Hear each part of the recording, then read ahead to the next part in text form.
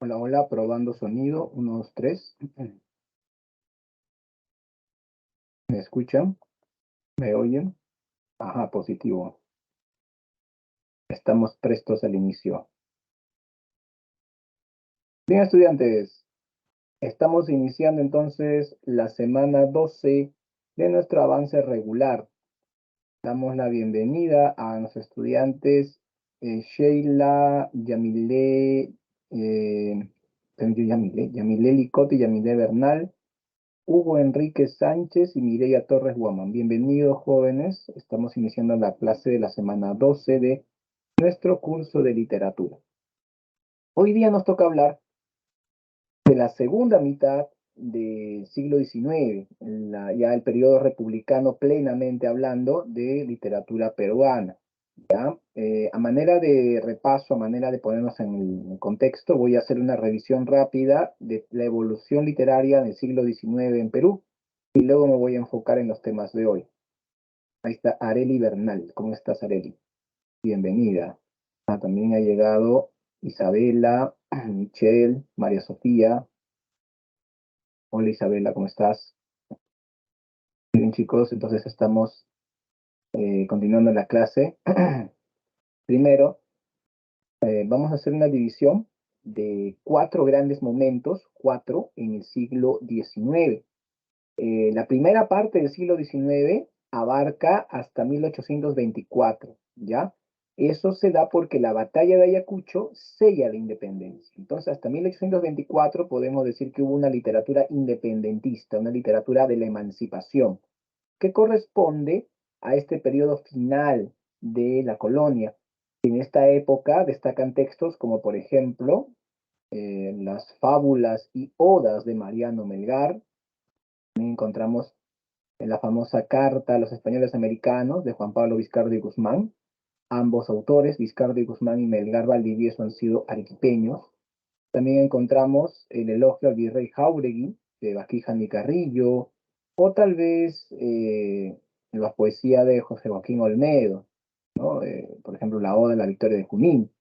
Todos estos poemas, estas obras, son muestras de la literatura de la emancipación.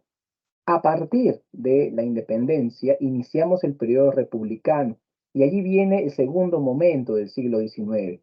Es el costumbrismo peruano. El costumbrismo peruano se inicia oficialmente en 1828, 4 años después de la batalla de Ayacucho. Quiere decir que hubo una pausa en esos 4 años. Después de la batalla de Ayacucho hasta 1828, había una anarquía total, golpe de Estado tras golpe de Estado. Esta inestabilidad política generaba una vida cultural muy precaria, así que la literatura como que estaba en stand-by.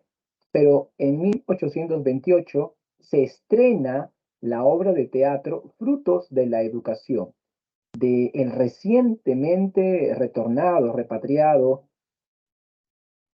Felipe Pardo y Aliaga, un autor nacido aquí en Perú, hijo de españoles, así que era criollo. Él había viajado con sus padres a Europa después de la independencia, pero a los pocos años regresó al Perú y acá ya se afincó, hizo familia, hizo carrera política y también como escritor, una de las plumas más importantes del siglo XIX y de la literatura peruana en general, Felipe Pardo y Aliaga. Lamentablemente no tiene muchos hinchas porque el tipo le daba con palo a todo lo que se movía. Dado que Felipe Pardo de Aliaga era de a clase alta, miraba la realidad social, miraba la realidad socioeconómica y ofendía a todos. O sea, desde el más encumbrado aristócrata limeño hasta el más humilde habitante de la ciudad, todos pasaban por su mirada crítica, cáustica, una mirada corrosiva. Por eso le han dicho que él es la vertiente anticriollista del costumbrismo. Felipe Pardo de Aliaga, el señor de la sátira, gran autor de artículos de costumbre y gran poeta, que inclusive tuvo que salir desterrado durante la Confederación Perú-Bolivia, a la cual se oponía fervientemente. El otro autor del costumbrismo fue nuestro amigo Manuel Asensio Segura Cordero, un autor que correspondía a la clase media y que tiene una mirada también crítica, pero más amable, y es una mirada que se ha considerado la vertiente criollista del costumbrismo peruano. ¿Ok? De él y su obra Ñacatita hemos hablado en la clase pasada. Quiero llegar rápido al tema de hoy. A mediados del siglo XIX, hacia 1848, se publica la novela El Padre Orán. ¿Ok? Eso está por acá reseñada. Ahí está, de el autor cusqueño, el militar Narciso Arestegui. El Padre Orán, escenas de la vida del Cusco. Esta obra hace un parteaguas, porque es una obra que recoge el costumbrismo, pero también es romántica. Así que es una obra intermedia con la que se inicia el romanticismo.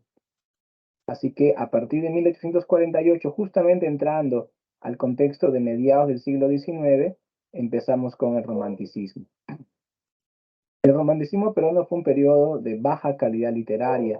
Esto se debe a que los románticos peruanos en su gran mayoría imitaban a los románticos españoles. Todos querían ser Bécquer, un gran poeta, pero todos también querían ser Segura, un gran autor de teatro. Así que la lírica y también el teatro son las dos formas literarias que predominan. Sin embargo, ninguno destacó tanto como el que hizo algo original, que fue Palma con sus tradiciones peruanas. Así que el romanticismo peruano vinculado a la bohemia, este grupo de escritores, fue lo que predominó durante el siglo o mediados del siglo XIX. Este reinado del romanticismo tuvo un abrupto final. La Guerra del Pacífico, es decir, Perú-Chile, fue la guerra que significó un parteaguas tremendo, porque antes de la guerra con Chile, el romanticismo peruano era lo que predominaba. Una vez que termina la guerra con Chile, lo que predomina es el realismo. ¿Está bien? El realismo peruano es el que toma el control, ¿ok? A ver, un momento, no me deja mover mi mouse se ha colgado. Vaya.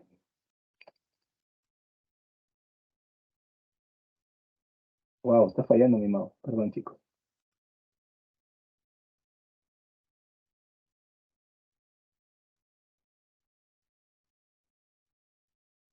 Ya, perdón.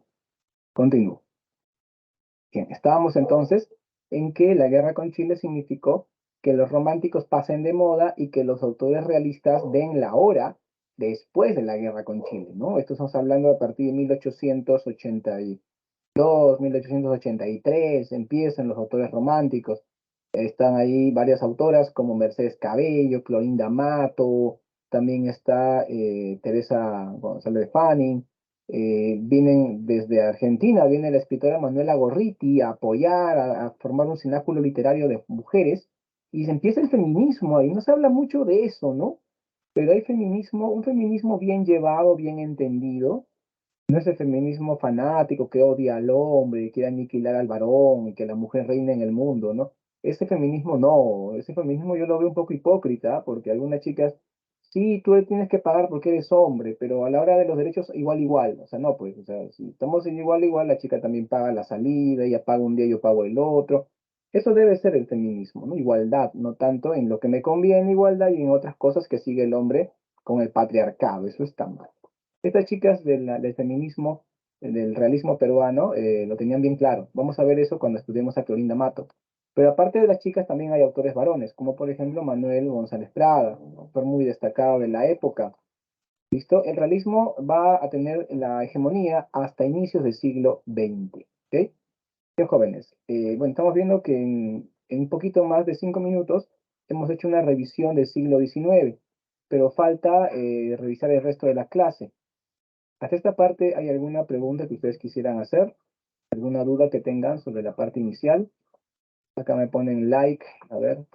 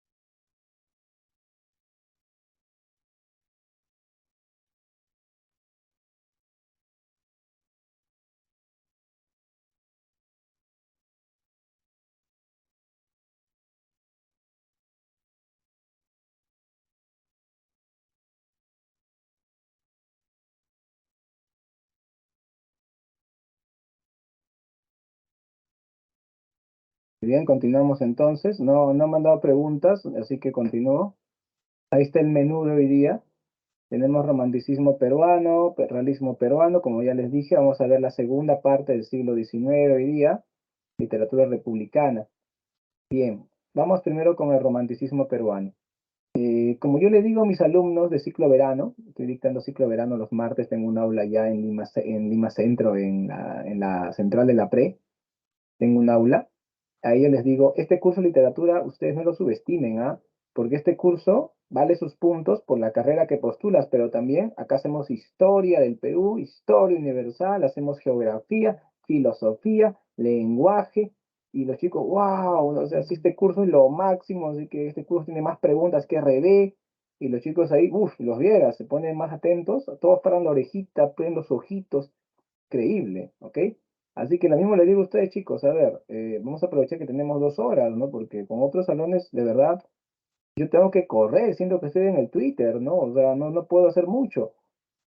Vamos con el contexto del romanticismo es muy importante. ¿Quiénes dominan este tema, ¿no? De la prosperidad falaz. ¿Se acuerdan ese periodo de la historia del Perú? La prosperidad falaz. Así le llamó un importante historiador samarquino, ¿no? A este periodo en el que los gobiernos de Castilla coinciden con la estabilidad política y también con una bonanza económica, dado el gran aporte que significó la explotación del guano de las islas. ¿Está bien? Vamos a ver eso brevemente, es muy importante el contexto. Vamos con el tema de la prosperidad falaz, el guano de las islas, y lo que significó en la política y economía peruana de aquel entonces. Presten atención, vamos a ello.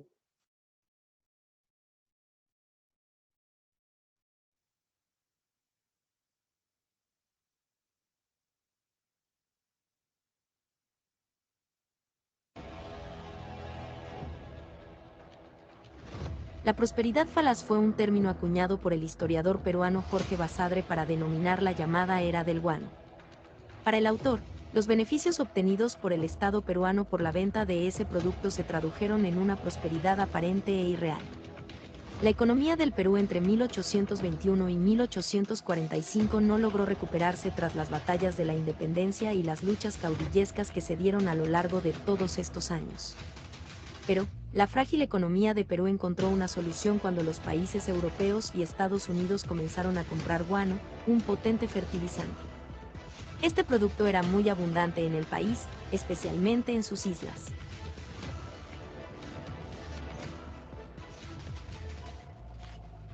¿Cómo se vendió el guano? El sistema de venta que mayor tiempo permaneció activo, 1847 a 1869, fue el de consignaciones. Este sistema era un acuerdo entre el Estado y empresarios peruanos como Francisco Quirós o Manuel Pardo y extranjeros como los británicos Gibbs o Grace. En este sistema se les otorgaba la explotación del guano durante un tiempo a cambio de un porcentaje que variaba entre el 35 y el 45%. El consignatario se encargaba de todo el proceso de explotación, exportación y venta del guano. El Estado recibía una porción del ingreso líquido después de producida la venta. El problema era que el Estado necesitaba efectivo y no podía esperar hasta el reparto de ingresos. Por esta razón los consignatarios se convirtieron en los mayores prestamistas del Estado cobrándole entre el 4 y 13% de interés.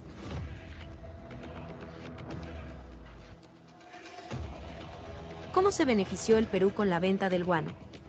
Perú se convirtió en el primer exportador mundial de guano. Entre 1840 y 1880, el nivel de las exportaciones alcanzó los 11 millones de toneladas, que fueron vendidos en Europa y Norteamérica por un estimado de 750 millones de pesos o 38 millones de dólares americanos.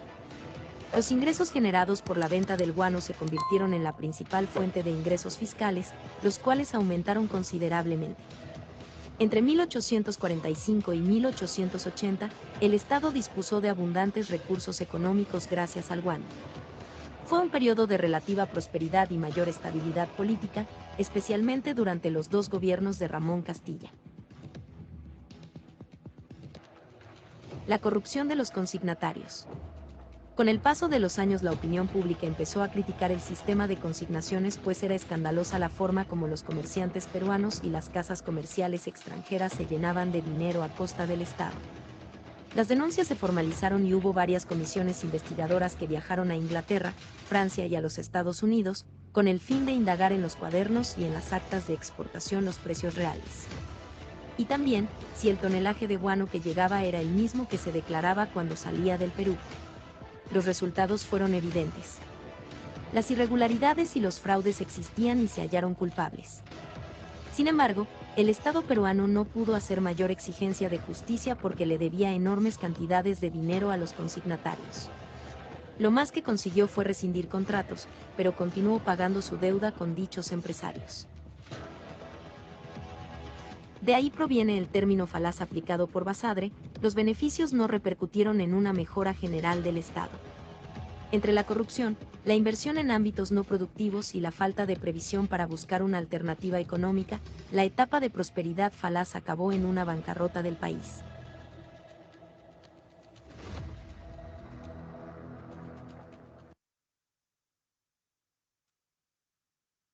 Muy bien, chicos. Impecable. Y este video no solamente nos entiende, permite entender mejor el contexto del romanticismo peruano, sino también nos permite tener el antecedente perfecto para entender las críticas de González Prada, que luego va a ser en el discurso en el Politeama. Creo que este video está muy bueno, ha explicado lo que nosotros tenemos que entender, así que creo que es suficiente con esto, ¿ya? La corrupción, el mal manejo político, por qué hubo tanto dinero y por qué se desperdició ese dinero. ¿No es cierto? Prácticamente se desperdició ese dinero. En vez de tener, por ejemplo, buques a la altura de los buques chilenos de guerra, teníamos solo el Huáscar y Independencia, que eran buques de menor poder. Y encima perdimos el Independencia en la primera acción de guerra, que fue en Iquique. Y el Huáscar solo no iba a poder con dos blindados poderosos como el Cochrane y el Blanco Encalada, pero todo eso a partir del mal manejo que tuvimos. Y eso ya Castilla lo había dicho, ¿no? Si Chile compra un buque de guerra, Perú debe comprar dos, decía Castilla, pero él ya no estaba para esa época, ¿no? Bueno, vamos con los autores románticos. Los autores románticos más destacados del romanticismo peruano fueron, pues, Ricardo Palma, obviamente, Narciso Aréztegui, que fue el que inició el romanticismo peruano con su novela El Padre Orán. Luego tenemos a Manuel Nicolás Corpancho, que fue autor de teatro, con su famosa obra El Poeta Cruzado. Y en la lírica destaca mucho Carlos Augusto Salaverry, en Cartas a un Ángel, que es un poemario que se publicó en Europa, donde destaca mucho el poema Acuérdate de mí, así se llama este famoso poema. Bueno, su apellido lo delata, sí, era hijo de Felipe Santiago, famoso militar, político, presidente del Perú, el presidente más joven de la historia del Perú. Felipe Santiago Salaverry, Carlos Augusto era su hijo fuera del matrimonio. Veamos.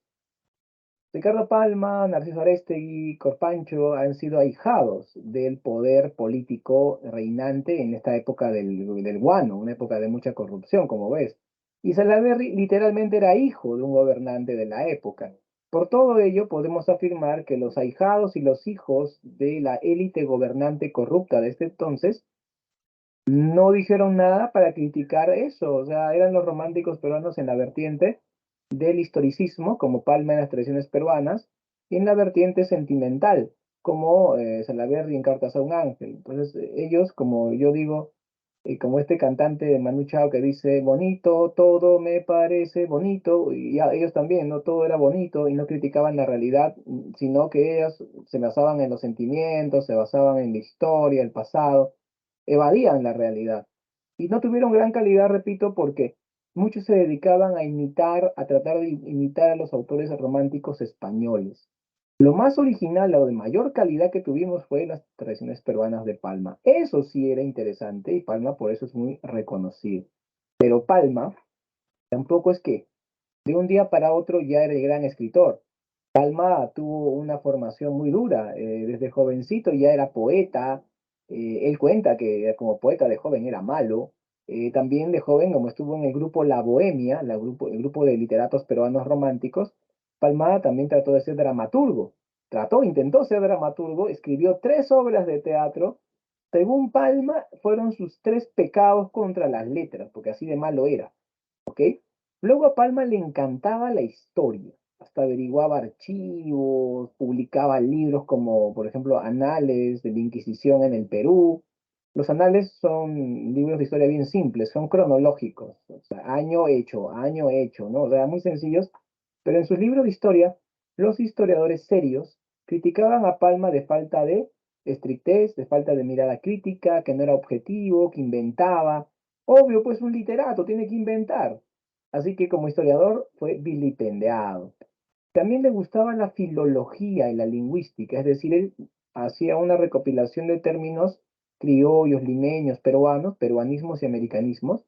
Hacía su libro, proponía mejoras o innovaciones a la Real Academia para el Diccionario de la Lengua Española, pero la Real Academia Española lo dejaba en visto.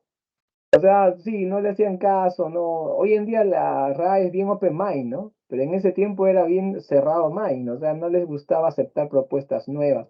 Y al pobre Palma lo dejaban en visto. Así que Palma, mira, como poeta malo, dramaturgo pésimo, historiador postergado, criticado y lingüista, eh, filólogo también ninguneado, pero en las tradiciones peruanas sí que lo hizo muy bien.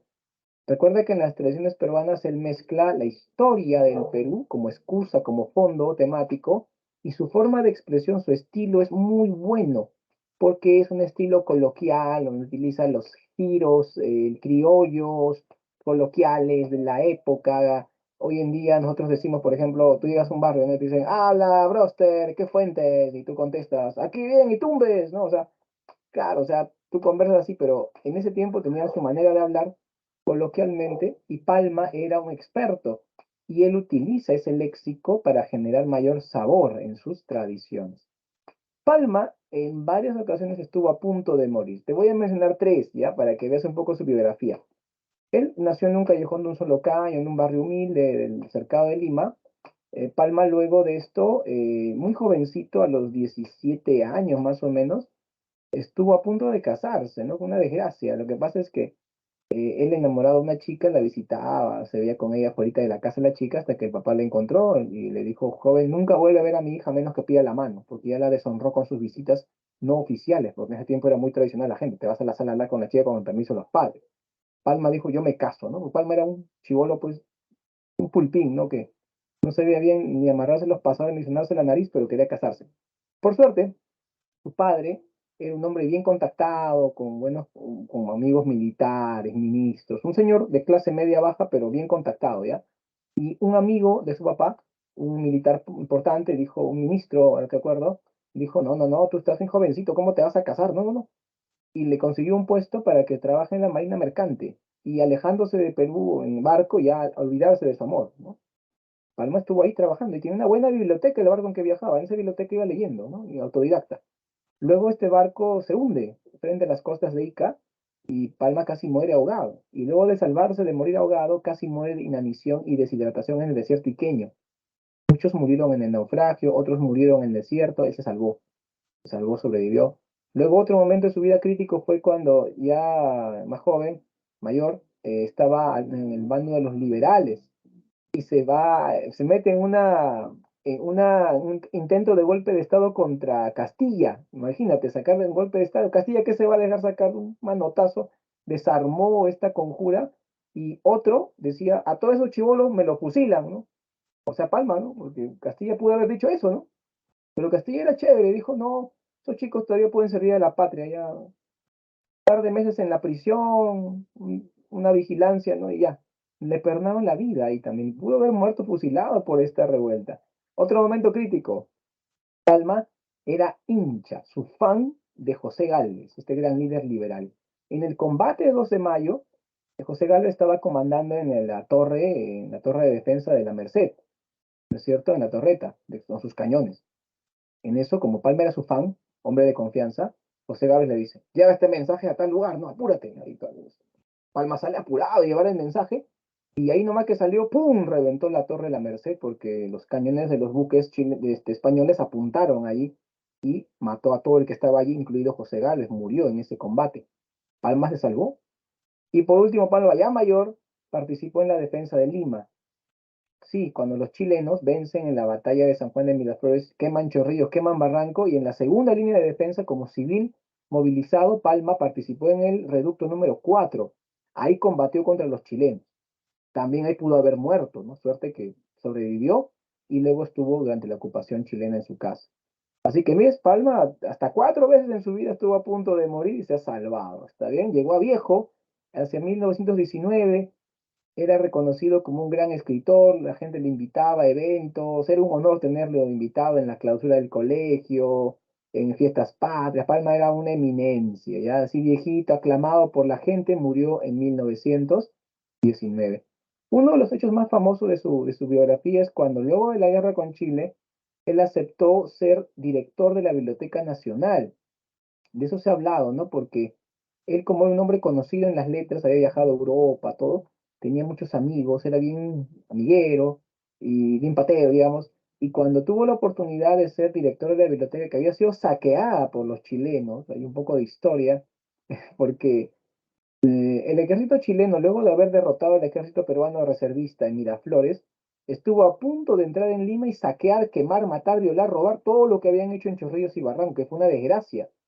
No ocurrió esta desgracia porque hubo una fuerza armada de observación, es decir, el país de Alemania, Italia, Francia y también Inglaterra había enviado buques de guerra con hombres de batalla, hombres de guerra también. Esta flota extranjera de observación tenía una regular cantidad de efectivos, estamos hablando de más de 2000 soldados, y también buques de guerra bien armados en Callao. Entonces, Dupetitoir, el comandante de estas tropas unidas, que era francés, habló con el general Baquedano de Chile y le dijo, por favor, Baquedano, que no hay aquí problemas, porque en Chile y Barranco han muerto italianos, han muerto franceses, han muerto ingleses y alemanes que vivían allí. Ha sido terrible, no queremos que pase en Lima lo mismo. Si ustedes empiezan a saquear, a matar, violar, nosotros hundimos sus barcos y defendemos a la población con las armas aquí. O sea que se puso fuerte en Dupetitoires.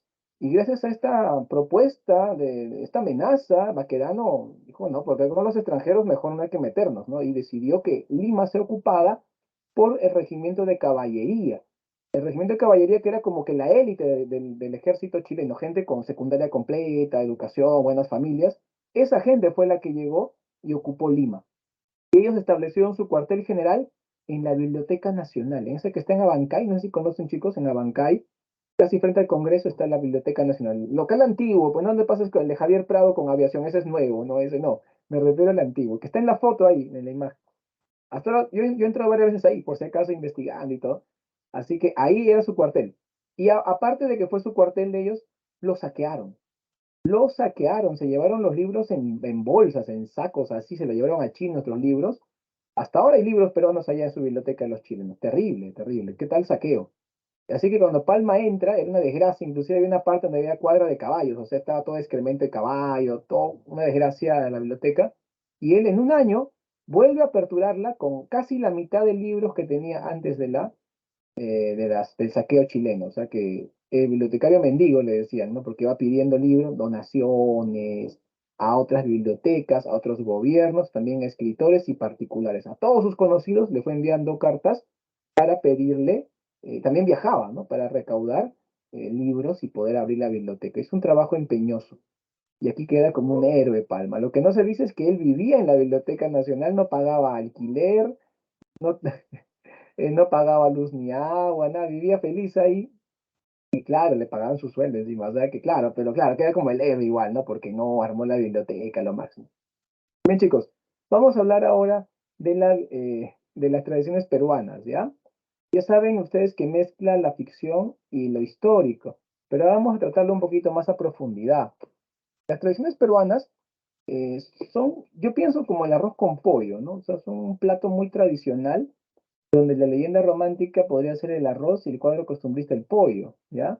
Profe, pero si yo sancocho arroz y, y también hago mi arroz, y hago sancocho el pollo, sin sal por si acaso, y ya te sirvo un plato con arroz con pollo, o sea, un arroz blanco con un pollo sancochado, ahí está el arroz con pollo. ¿Tú qué vas a decirme, limeño, que tienes buen diente y tu mamá cocina mejor que la mía? A ver, ¿qué vas a decir? ¿Eso es arroz con pollo o no? A ver, ¿qué le falta, jóvenes? ¿Qué le falta? Cuéntamelo todo, dímelo en el chat. A ver, ¿qué le falta?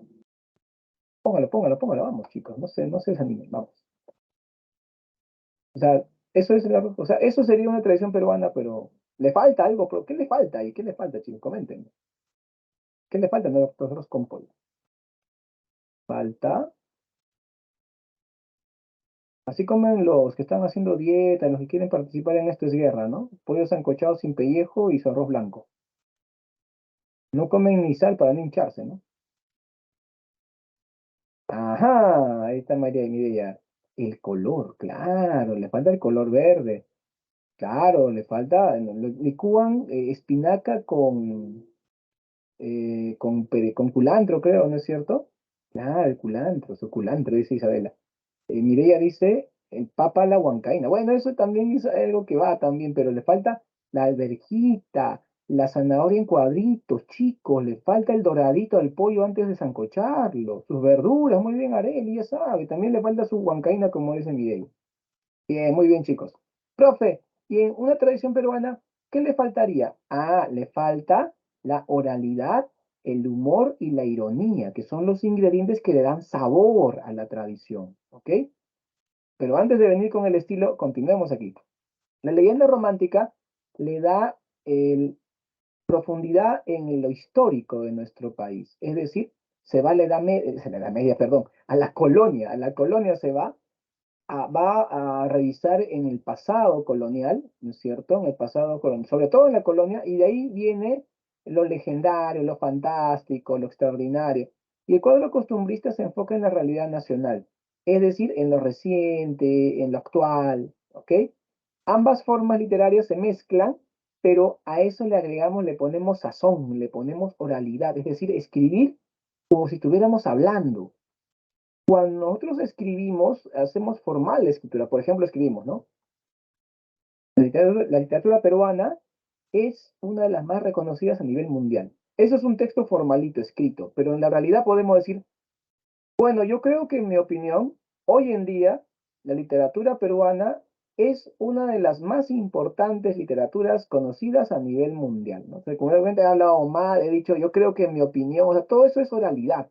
Palma hacía eso, le metía oralidad a sus textos para hacerlos más llamativos, porque no es una solicitud, no es una carta notarial, es un texto literario, le da ese sabor. Usa también la ironía, la burla, el humor. Con todo eso es una crítica a la colonia, normalmente, porque el 70% de sus tradiciones son sobre la colonia. Digamos que de las 450 y pico tradiciones que escribió, más del 70% son de la colonia, ¿ok? Así que ataca bastante la colonia burlándose de la colonia. Otra característica de las tradiciones peruanas es que tiene tres partes. Normalmente tiene presentación de la historia o del ambiente, es decir, te presentan la época, el tema que se va a tratar, el personaje histórico que se va a tratar. Luego, siempre en el segundo párrafo o al final del primero, hay una partecita chiquita que abarca una oración, dos, cuatro líneas del párrafo, a veces un párrafo chiquito que le llaman la digresión histórica o parrafillo histórico. ¿Qué es eso?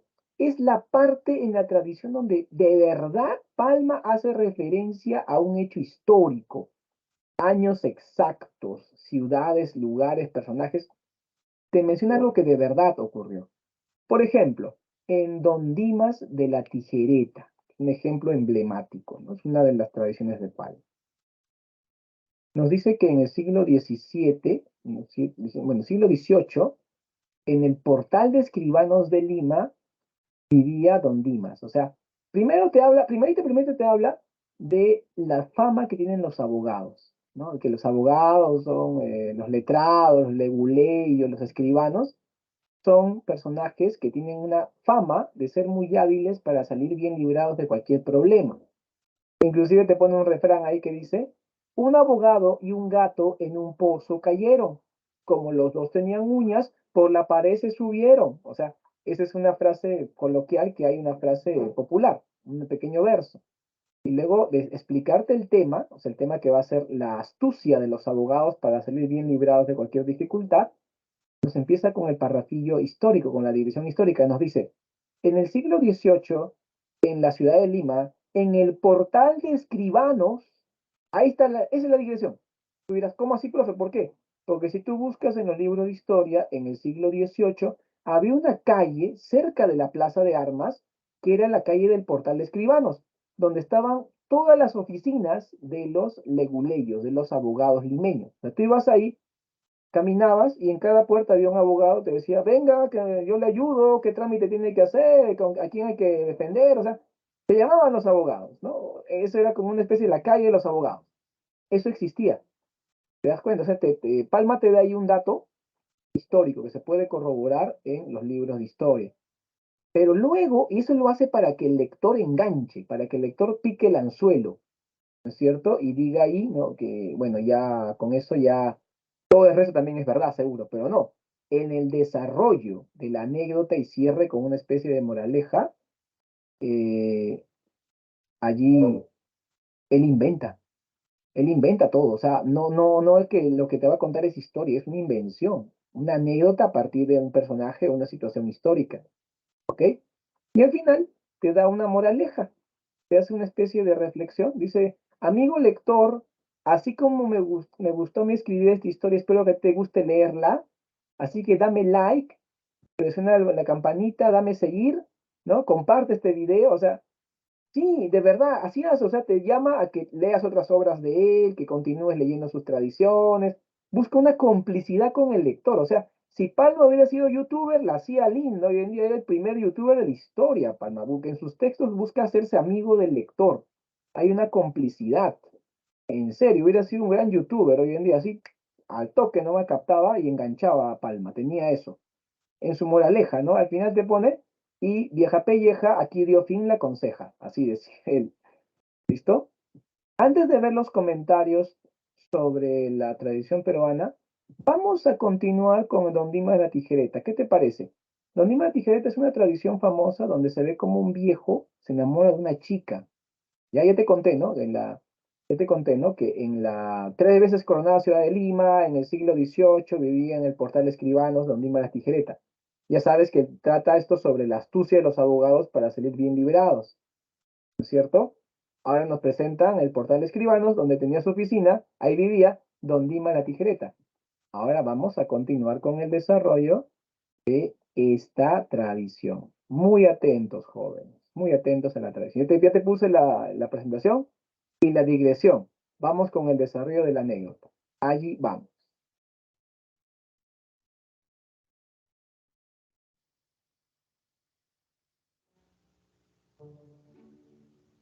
Érase que se era, o había una vez, un notario de la Real Audiencia llamado Don Dimas de la Tijereta. El buen hombre había caído en la peor tontería en que puede caer un viejo: enamorarse hasta la coronilla de una bella y coqueta jovencita. De pronto olvidó toda su tacañería y empezó a gastar el dinero, fruto de sus embustes y triquiñuelas, en obsequios y maravillosos regalos para Visitación, que era el nombre de la codiciada muchachita. Visitación tenía 20 primaveras llenas de donaire y una cintura pulida de esas de mírame, no me toques. Los regalos de Tijereta no conmovían su corazón. Ella los recibía interesada, pero sin ningún ánimo de devolver el favor, porque la muy taimada conocía a fondo la influencia de sus hechizos sobre el corazón del escribano.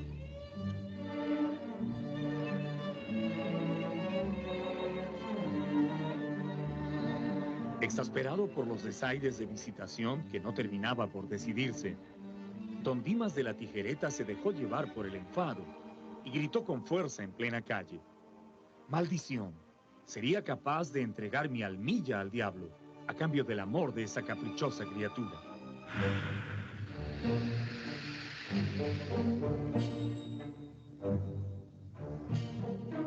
El grito del notario resonó inmediatamente en los muros del infierno, donde Lucifer siempre está atento a las debilidades de los hombres.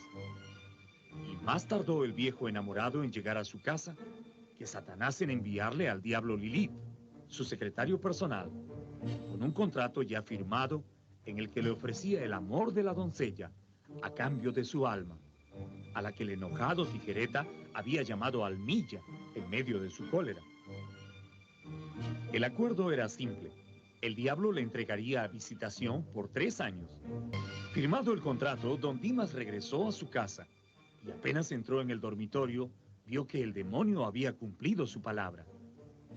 Visitación estaba allí, cálida y amorosa, esperándolo en la alcoba. mes tras mes, día tras día, colmando de felicidad a don Dimas de la Tijereta. El amor entre el notario y Visitación crecía conforme pasaba el tiempo, pero ya habían transcurrido 2 años y muchos meses, y el plazo se estaba cumpliendo.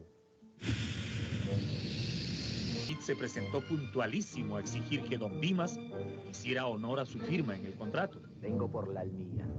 Sin mostrar ningún temor ante la presencia del demonio, el escribano le expresó su saludo y de inmediato empezó a quitarse las ropas. No es necesario que se desnude, le dijo Lilith. Así como está, yo me lo llevo sin problemas. Pero sin desnudarme no podría pagarle, le respondió don Dimas, mientras se quitaba su prenda más interior y se la extendía al enviado del infierno. ¿Qué quiere usted que haga con esta prenda?, preguntó sorprendido Lilith. Cobrarse, le contestó el escribano. Esa prenda se llama almilla, y eso es lo que yo le he vendido. Revise usted el contrato, lea bien, y verá que dice almilla. Lilith no quiso discutir con el leguleyo, y sin pensarlo 2 veces lo arrastró directamente al infierno, para que el mismo Satanás decidiera el asunto.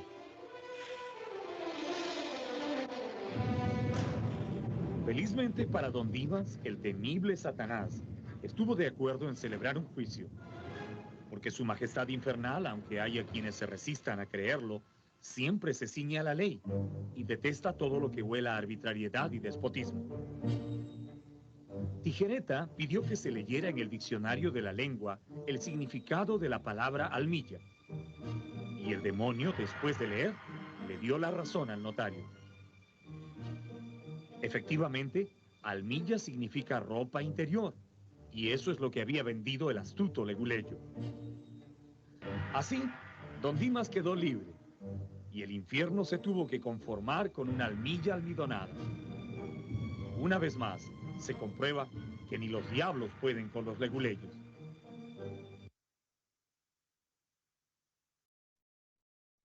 Bien, eso era, bueno, casi toda la tradición. Falta una pequeña parte nada más, cuando don Dimas tiene que dejar su almilla en el infierno, porque ya pues eso quedó en pago, y se supone que desde esa vez todos los notarios y abogados no usan almilla, están prohibidos de usarla.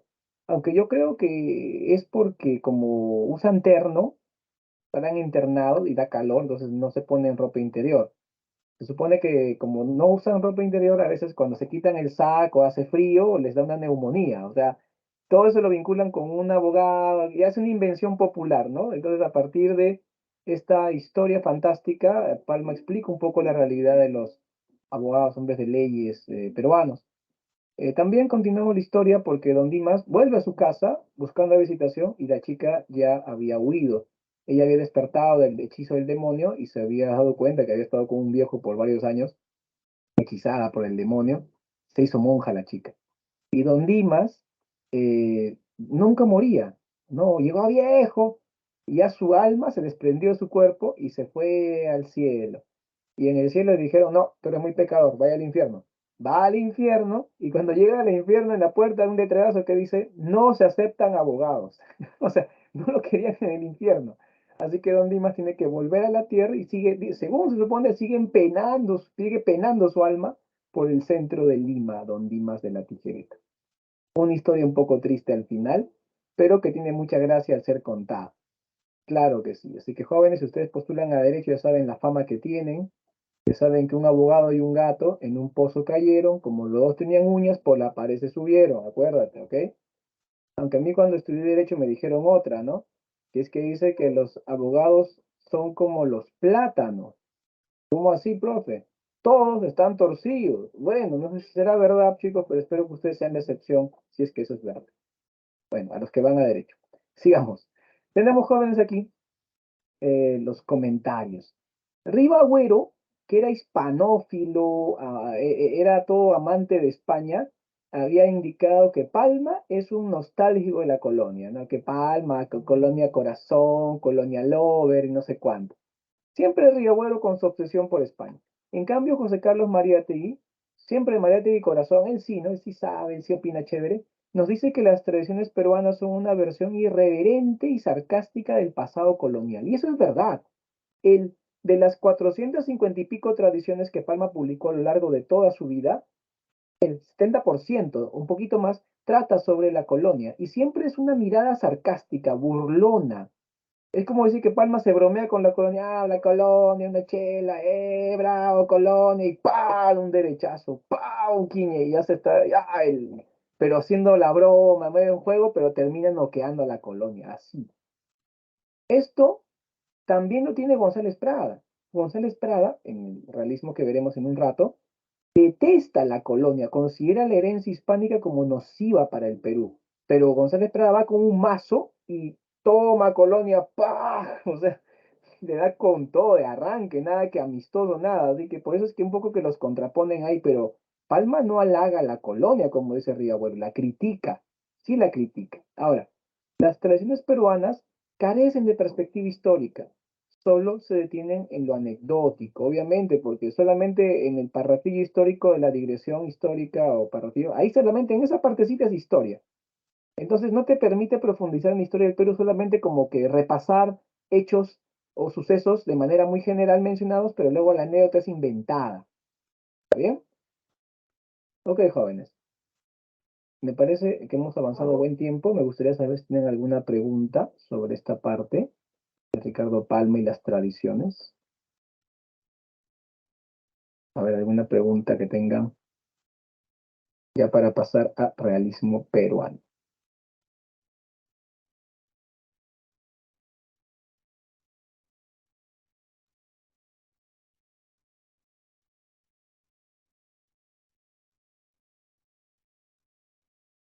Bien, pasamos entonces al realismo peruano. Ahí está. Para poder comprender bien el realismo peruano, tenemos que entender lo que ocurrió en esa etapa de nuestra historia, ¿cierto? Sabemos de la Guerra del Pacífico.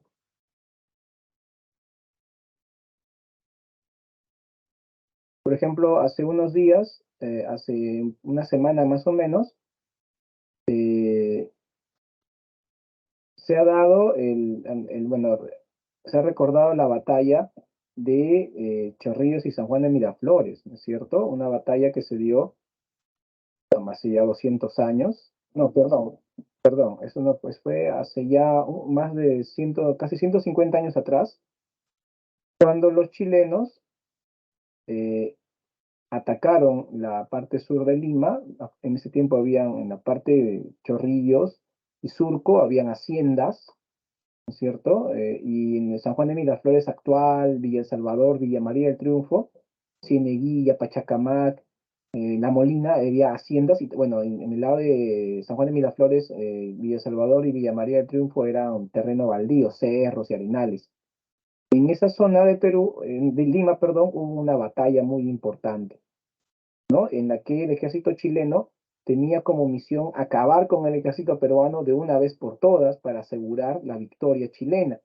El ejército peruano estaba defendiendo una línea desde el Morro Solar de Chorrillos hasta los cerros de Pamplona Alta en San Juan de Miraflores. En esa línea de defensa estaba el ejército peruano al mando de Iglesias, de Cáceres. Así que esa batalla tan importante se dio un 13 de enero de 1881, si no recuerdo mal el año. Vamos a ver un poquito lo que significó esa batalla y luego vemos las consecuencias de la derrota peruana en la batalla de Lima. ¿Ok?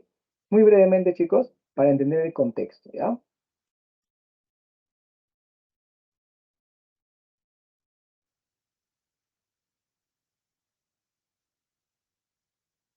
Montado en las alturas existentes entre Chorrillos y San Juan. Estos reconocimientos pasarían a darse con mayor frecuencia y profundidad con el inicio de 1881. Así, los días 2 y 6 de enero, el general Baquedano, acompañado de su Estado Mayor y de los jefes divisionarios, avanzarían sobre las defensas del sector de San Juan, en los que se aprovecharía para tantear el número, alcance y posición de los cañones peruanos, así como para reconocer el terreno frente a los sectores de la línea al que cada jefe quedaría asignado. Mientras que, en el mar, la escuadra chilena procedería también al reconocimiento de las baterías instaladas en el Morro Solar y en los sectores de la línea de defensa cercanos a la costa. Completado el reconocimiento del terreno y de las posiciones defensivas presentes entre Chorrillos y San Juan, Baquedano dispondría también la exploración de las vías de acceso por la quebrada de Manchay, encomendándole al coronel Orocimbo Barbosa la misión de dirigir un destacamento por dicha ruta destinado a reconocer las fuerzas peruanas que protegían ese sector. En cumplimiento de la misión encomendada, Barbosa ordenaría la marcha de sus fuerzas la noche del 8 de enero, iniciando su ingreso al portachuelo de la Rinconada al amanecer del día siguiente. Al ingresar hacia la Rinconada, las fuerzas del coronel Barbosa serían detectadas por la pequeña guarnición peruana a órdenes del coronel Mariano Vargas, iniciándose un combate a larga distancia entre ambas fuerzas. Sin embargo, al advertir que el número de los atacantes superaba largamente sus fuerzas disponibles, el coronel Vargas solicitaría el apoyo del batallón número 14 de la Reserva, estacionado en retaguardia, soporte que sería negado por el jefe de dicho cuerpo, quien no contaba con órdenes para movilizarse. Abrumado por el número de atacantes, a las 10 de la mañana Vargas ordenaría el repliegue de sus tropas hacia el sector de Vázquez, dejando a los chilenos como dueños del pasaje que conducía a Lima. Una vez en control de la Rinconada, Barbosa se apresuraría a lanzar piquetes de caballería sobre las haciendas de Melgarejo y La Molina, donde el fuego de las baterías pesadas instaladas en lo alto del Cerro Vázquez lograría finalmente frenar su avance. Sin embargo, al considerar que la misión encomendada había sido cumplida a satisfacción, Barbosa daría por concluida la incursión y ordenaría el regreso de sus fuerzas al campamento de Lurín. Chorrillos, 13 de enero de 1881. Los primeros rayos del sol comienzan a alumbrar tímidamente la tablada de Lurín, cubierta aún de una espesa neblina matinal. En lo alto de los cerros de Santa Teresa y San Juan, los comandantes del primer y segundo cuerpo del ejército peruano se apresuran a transmitir entre los oficiales la noticia de la inminente llegada del enemigo, urgiéndolos a dirigir a la tropa a tomar sus posiciones tras la línea defensiva. Entonces, a las 5:30 de la mañana, las baterías emplazadas en las alturas de Santa Teresa divisan a la distancia varias formaciones enemigas acercándose. Son las tropas de la división Lynch, que avanzan sobre Villa organizadas en 4 columnas. Alertados, los artilleros peruanos abrieron fuego sobre el enemigo, siendo seguidos por la infantería peruana desplegada a cubierto en la hacienda de Villa.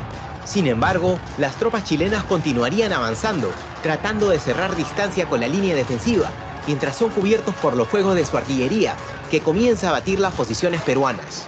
Media hora más tarde, los soldados del cuarto de línea y del Chacabuco alcanzarían la hacienda de Villa, la cual sería evacuada por sus defensores, que se replegaron combatiendo en dirección a los Abras de Santa Teresa.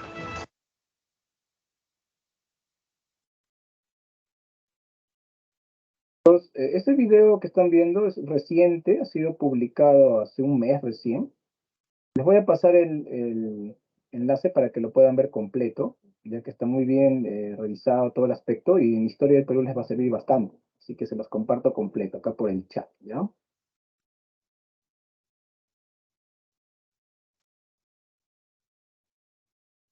Allá, algunos no podían ver.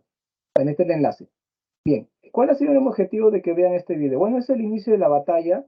Finalmente la perdimos, ¿no es cierto? Cáceres no pudo hacer mucho, Iglesias inclusive cayó prisionero. Fue terrible esa batalla en la que perdimos. Al mediodía estaba consumado todo. Perdimos básicamente porque el ejército chileno estaba mejor preparado, tenía más cantidad de efectivos, tenía más cañones y tenía también una gran motivación, ¿no? Tomar Lima.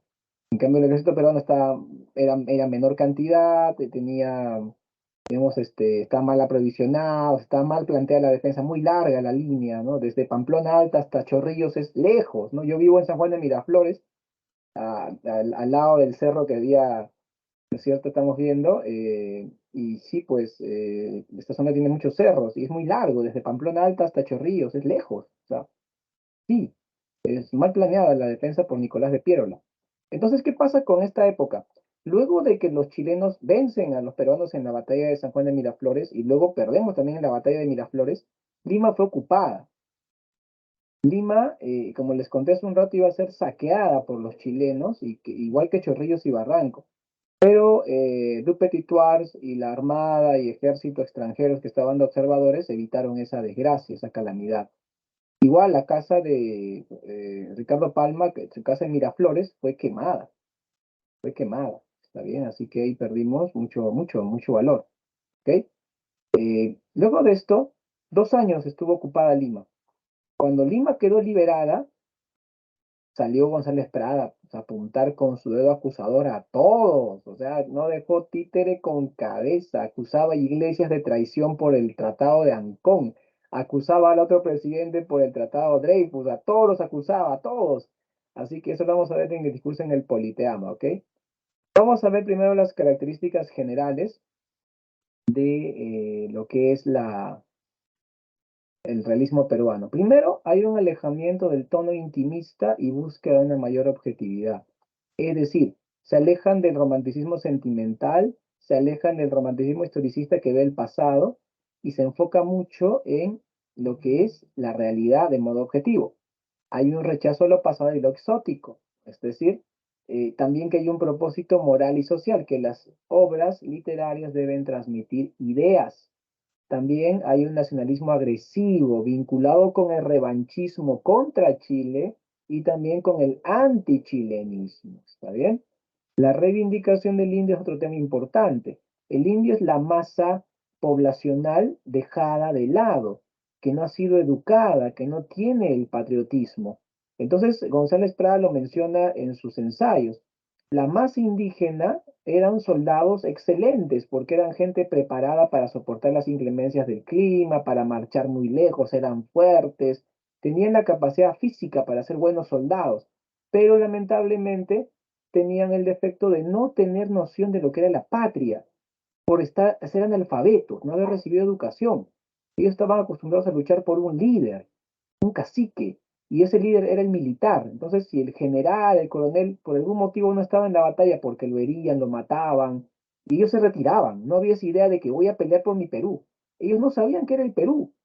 En cambio, en el lado chileno, hasta los más humildes rotos chilenos, o sea, los que trabajaban en las minas del norte de Chile, que eran la clase social más baja de Chile, que fueron gran parte del ejército chileno, las tropas chilenas, hasta el más humilde roto sabía lo que era el Chile, sabía que existía patria, que Chile era un país, y ellos decían, hay que civilizar el Perú porque es un país de gente muy ignorante. Eso es lo que afirmaban, ¿está bien?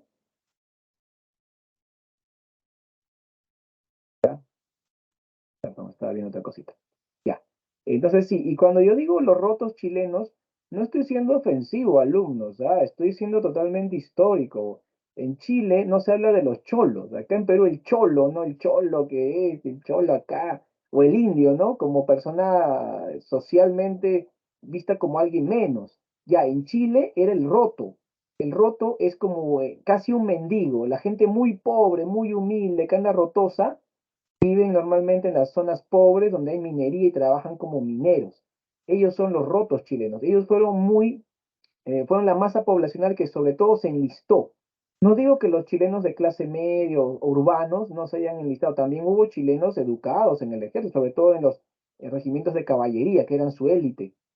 Pero en la base del ejército chileno eran los rotos. Y por eso hablo de rotos. No vayan a pensar otra cosa, jóvenes, por favor, y no estoy ofendiendo a nadie con estas palabras, ¿ok? Pero ellos tenían otra mentalidad. Entonces, González Prada habla de eso en sus ensayos. Nos dice que el indio peruano, si se le hubiese educado, hubiese sido un hombre que sabía lo que era la patria, el himno nacional, la bandera, hubiera sido otro tipo de soldado, tal vez más eficiente en batalla.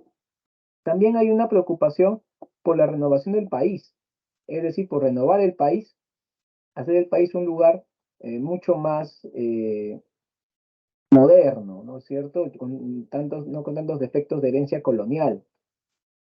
También en esta época es donde aparecen las escritoras. Aparece Clorinda Mato de Turner, Mercedes Cabello de Carbonera, Teresa González de Fanning, que son escritoras de provincia, que se han formado porque son de clases medias. Por ejemplo, Clorinda Mato de Turner, ella era cusqueña, sus padres le pagaron una educación y luego le hicieron casar con un médico, con un empresario inglés.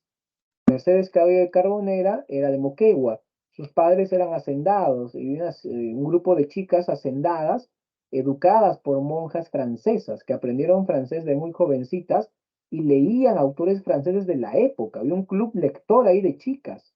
De ahí viene Mercedes Cabello como una destacada de este grupo, este cenáculo literario.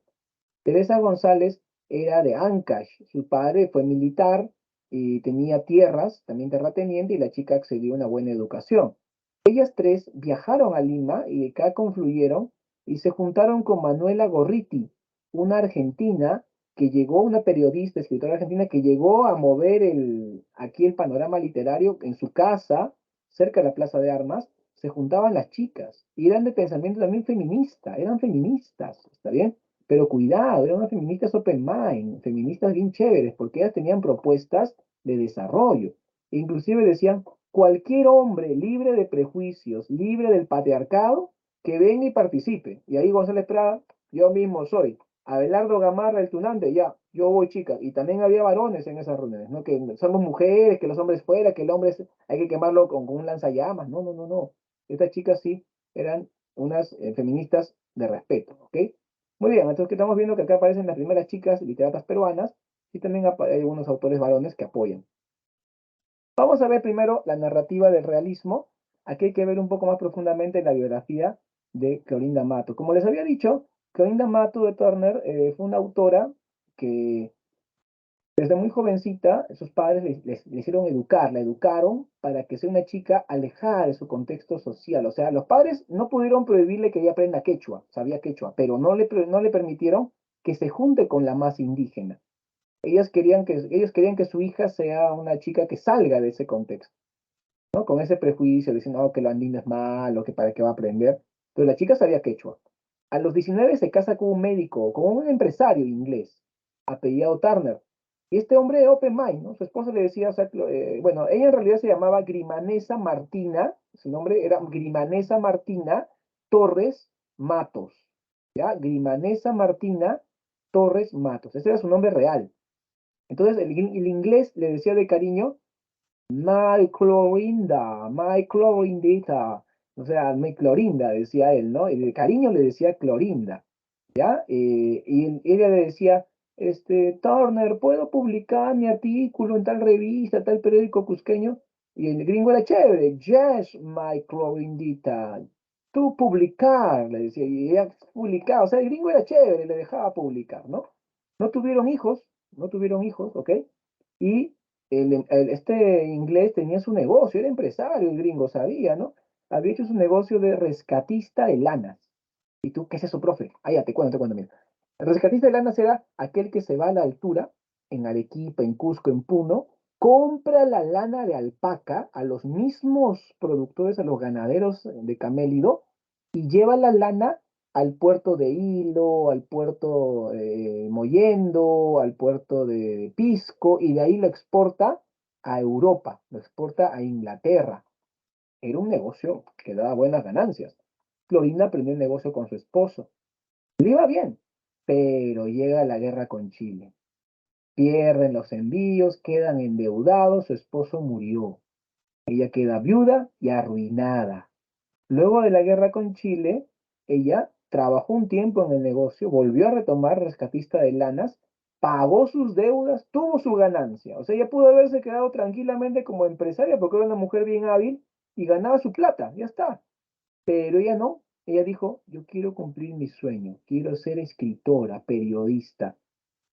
Remató todo lo que tenía, o sea, sus casas, sus negocios, todo lo remató, viajó aquí a Lima y acá se instaló a vivir. Fue una gran periodista, una excelente escritora. Se hizo amiga con Cáceres todo chévere, todo pinky. Cáceres era ayacuchano y ella era cusqueña, que el quechua, que lo andino, lo máximo. Pero entró al gobierno este malvado Nicolás de Piérola, que ya todo el mundo le tiene bronca, y él, con la gente que entró con él, le empezaron a dar con palo a Clorinda. ¿Está bien? Pero esa parte de su vida, vamos a verla en una pequeña referencia biográfica, porque esta mujer amerita que veamos un poco su biografía. Admirable, Clorinda Matto de Turner, ¿ok?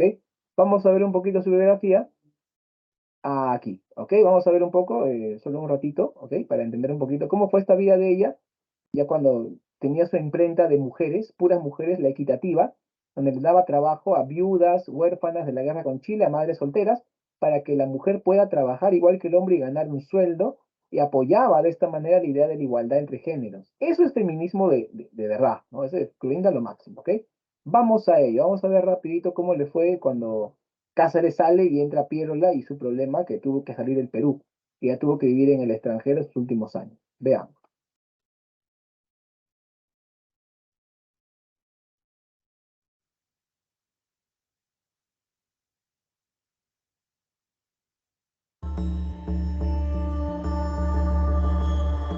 Al poco tiempo de haber asumido la dirección del Perú Ilustrado, se responsabilizó a Clorinda por la publicación de un artículo considerado sacrílego firmado por un escritor brasileño.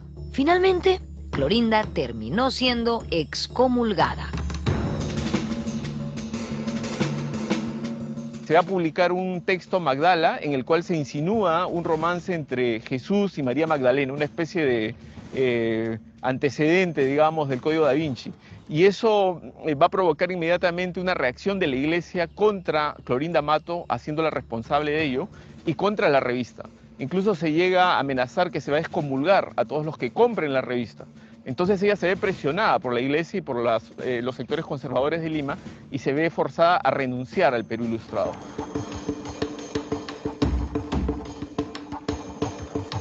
Pero no todas fueron voces ofensivas. En el Perú y en el extranjero se hicieron escuchar palabras de apoyo para Clorinda. Es conocida una carta del presidente Cáceres donde reafirmó su respaldo a la escritora cusqueña. El alejamiento de la dirección de la revista no significó que Clorinda abandonase el periodismo ni las letras. Ella siguió participando en otros proyectos editoriales. En 1892 publicó su segunda novela indigenista, Índole.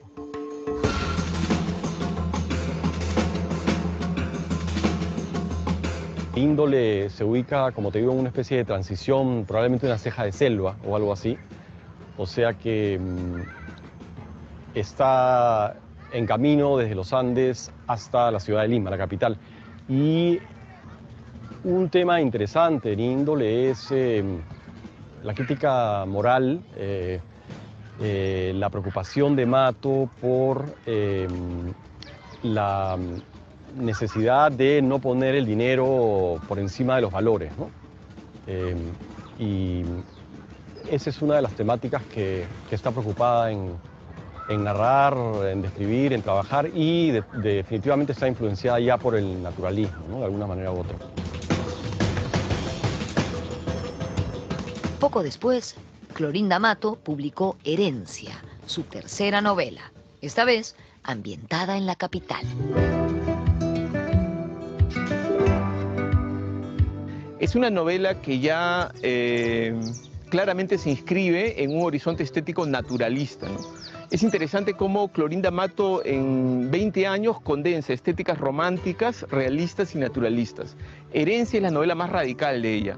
En ella presenta ya una clara articulación entre el capitalismo y la sexualidad.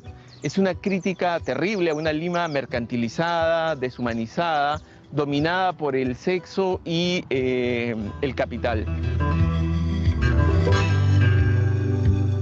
Matto da cuenta de una sociedad que está preocupada por las apariencias, en las que el despilfarro es tremendo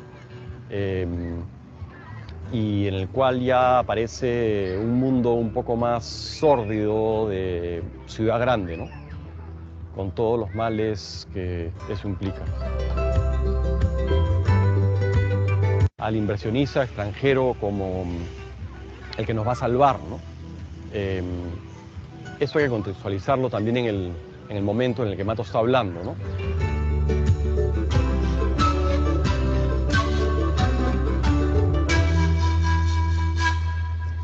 En 1892, Clorinda Matto de Turner formó una imprenta y le puso un nombre verdaderamente extraordinario. La llamó La Equitativa. En ella solo podían trabajar mujeres.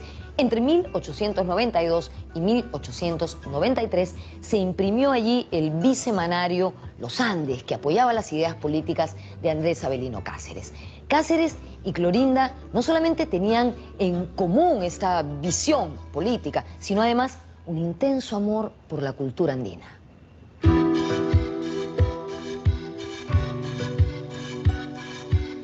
Ella tiene una relación muy estrecha con Cáceres y funda su diario, Los Andes, en la que publica, por ejemplo, cartas personales que Cáceres le manda a ella felicitándola por Aves sin Nido, que ya ha sido publicada.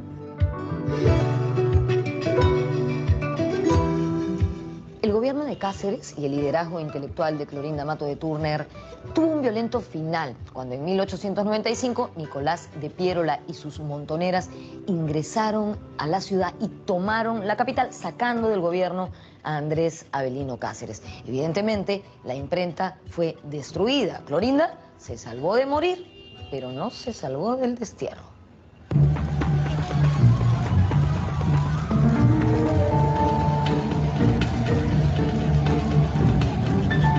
Comparte la desgracia de Cáceres, ¿no? Luego de la guerra civil de 1895, Cáceres es derrotado, tiene que refugiarse en un barco e ir al exilio, y Clorinda Mato también, y el mismo año 95 cae, ¿no? Lo primero que hacen es, cuando entran a Lima, es tomar su imprenta, destruir su imprenta. Parece que tiran los muebles a la calle, tiran todos los tipos a la calle. Toman de rehén a su hermano, al hermano de Clorinda, a David, lo secuestran. Y la propia casa de Clorinda es atacada. Entonces ella tiene que huir forzada por las circunstancias políticas y termina en Buenos Aires.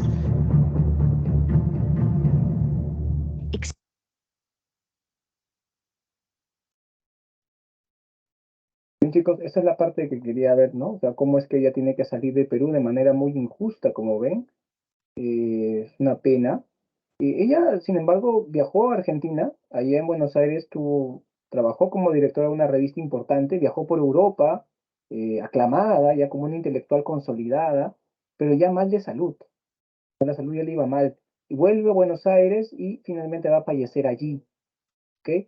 Fue repatriada, sus restos fueron repatriados, la enterraron en el presbítero Maestro, y tengo entendido que hace unos años la llevaron al Cusco y la enterraron en un cementerio cerca a su lugar de origen, cerca a su lugar natal.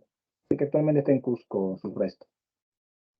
Vamos a hablar de su novela más famosa, Aves sin Nido, ¿ok? Estoy seguro que ustedes ya conocen esta novela, el argumento, ¿no es cierto? A ver, confírmenme en el chat, a ver quiénes la han leído, o les han contado, o han leído un resumen. Vamos en el chat. Igual yo les voy a explicar con detalle, no hay problema, pero siempre es bueno saber si ustedes ya conocen o es nuevo, ¿no? Pones, no, profesor, no la conozco, nunca es, bueno. Pues sí, sí, profesor, ya la conozco, ¿no? Mireya por acá me dice, sí, me dicen, ¿quién más sabe? ¿Quién más aparte de Mireya? O me pones, no, profe, no lo he leído, no sé nada de eso, es nuevo para mí, ¿no? Ni en el colegio, nada, a ver. Es mi favorita, dice Isabela. tiene su novela favorita todavía. María Sofía me dice, sí, también. ¿Quién más jóvenes? A ver, anótense, estamos en la encuesta. Si has leído Aves sin Nido, no has leído. Para acá también, ya Areli nos dice que también la leyó. Muy bien. Hace años la leyó, inclusive. ¿Quién la leyó? A ver, Yajaira. Y acá Toribio también. Jimena Toribio me dice que también sí. Ajá, Yamile Ingrid dice que no. Ajá. Muy bien, gracias por tu aporte, Yamile. Tenemos un porcentaje de esos que no la conocen muy bien. Pero no se preocupen, acá la vamos a narrar, ¿ok? Listo. Veo que la mayoría sí. Bien, empezamos entonces. Esta novela se ambienta en Quillac, un pueblito inventado por Clorinda Mato en Cusco. A este pueblito llega Fernando Marín, que es un inversionista e ingeniero, ¿ok? Él participa en una empresa que está a cargo de llevar el ferrocarril a Quillac. Es decir, Fernando Marín es ingeniero inversionista, al mismo tiempo que pertenece al directorio de la empresa, él mismo está haciendo los trabajos de voladura de cerros, para poder entender las líneas ferroviarias. Su esposa Lucía, y ambos son limeños, ¿no es cierto? Su esposa Lucía le alquilan una casa ahí bonita en Quillac para que viva, pero la chica Lucía, una señora joven, una chica de unos veintitantos años, se aburre, lee bastante, pero se aburre porque no hay televisión, no hay internet, no hay celular, no hay radio, no hay nada, libros nomás. Y ella, aparte de leer, se dedicaba al deporte nacional, es decir, mirar por la ventana, o sea, también el deporte nacional. Entonces, Ahí es donde ella conoce mirando a la pareja de Juan Yupanqui y Marcela, su esposa. Los conoce, ¿no? Son un par de humildes indígenas. Habla con Marcela y se entera de su historia tan triste, ¿no? Vamos a conocer esta triste historia. La mamá de Juan Yupanqui, el esposo de Marcela, ha fallecido a la viejita y el cura Pascual, el cura del pueblo, obviamente ha hecho la misa, ha rezado frente al féretro en su velorio, le ha hecho la misa del mes y cobra carito el cura, un carero, un carolino el cura, y como no tenían dinero para pagarle, porque ellos han invertido su poco dinero que tienen, lo han invertido en una siembra de papas, en su chacra. Tienen una chacrita, una sola chacrita. O sea, son gente humilde. El cura ha dicho, como no me han pagado, les confisco la chacra de papas. Y a la cosecha, confiscar. Y si no me pagan, porque hay intereses que están corriendo, y no me pagan, ya me quedo con toda su chacra en sí. Y eso era algo normal. O sea, el cura tenía chacras por aquí y por allá porque cobraba así a los que no le podían pagar en efectivo. Y pobre Juan Yupanqui trabajaba muy duro y no le alcanzaba para pagar su deuda con el cura. Esto le cuenta Marcela Yupanqui a Lucía. Y Lucía se indigna, pues no puede ser, ¿cómo va a ser eso? Es un padre, ¿cómo va a estar cobrando con intereses? Finalmente, le invita al cura Pancorbo, también invita al gobernador, perdón, al cura Pascual, disculpen, Pascual Vargas, invita al gobernador Sebastián Pancorbo y al juez de paz. Recuerden que en esta novela de Florinda Mato Ave sin Nido y también en los ensayos de González Prada, la trilogía del mal contra el indio son el juez de paz, el gobernador y el cura. Esos tres demonios, ¿ok? Bueno, si la trilogía del rock es Soda Stereo, la trilogía del mal es el cura, el gobernador y el juez de paz. A los tres los invita Lucía a su casa un lonchecito, un lonche light con su quequito, su chancay, su Coca-Colita, sin Coca-Colita, un lonche, ¿no? Y luego de invitarles lonchecito, les dice, señores, por favor, para el caso de Juan Yupanqui y su esposa, para que no les cobren intereses. Y los mandones se molestaron. ¿Usted por qué tiene que opinar, señor? Es nueva acá, es forastera, no conoce las costumbres. Estos indios son bien confianzudos, uno les da la mano, suben hasta el hombro, no, no se puede. Y ella se siente indignada. Entonces, ella le dice, Fernando, que mira, que no me han hecho caso. Y Fernando pues dice, pero mujer, tengo que volar un cerro mañana, no me estés molestando, mujer. Pues ingeniero, no me está ocupado, déjenlo vivir. Entonces, ella le dice, no, pero tienes que hacer algo. Y Fernando Marín dice, bueno, ya, y va a hablar con ellos, ¿no? Señores, disculpen, ¿cuánto les deben los Yupanqui? Tanto más cuánto al cura, ¿no? Tanto más cuánto más intereses, más IGB, quinta categoría, me deben tanto. ¿Y cuánto dijo? Acá está, tome, le paga en efectivo, ya para que su mujer no moleste, porque la tranquilidad de uno vale mucho más que el dinero, así que sí. Pero a pesar de que le han pagado, el cura Pascual está asado, dice, ¿por qué esta gente se mete? ¿Por qué se meten? No es asunto de ellos, son forasteros. Así que el cura, el juez de paz y el gobernador planean algo muy malo, planean acabar con los marines. Hasta esto, Juan Yupanqui y Marcela ya le deben ahora, ya no le deben al cura, le deben a los marines. Pero los marines son buena gente, parece que ellos le dicen, no, ustedes no nos deben nada. No, no, señores, ahora vamos a hacer su servicio de ustedes y por favor nos van a hacer el favor de ser los padrinos de nuestras hijitas, porque ellos tienen dos hijas, ¿no? Margarita de 14 y Rosalía de 11.